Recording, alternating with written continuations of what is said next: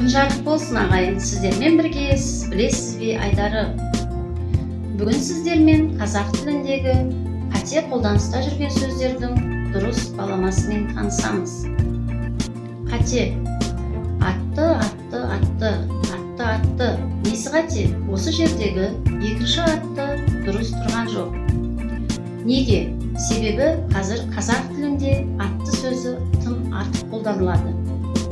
Мысалы, Илон Маск атты кәсіпкер, тағдыр атты кітап, рухани жаңғыру атты конференция.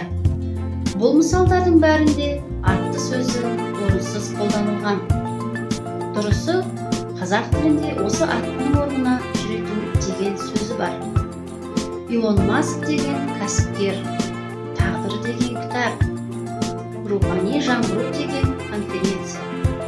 Мысалы, Нәзгүл атты адам дегеннен Нәзгүл есімді адам, немесе Нәзгүл деген адам дұрысырақ. Яғни атты деген атты болады. Сауатты сөйлейік, сауатты жазайық. Назарларыңызға рахмет.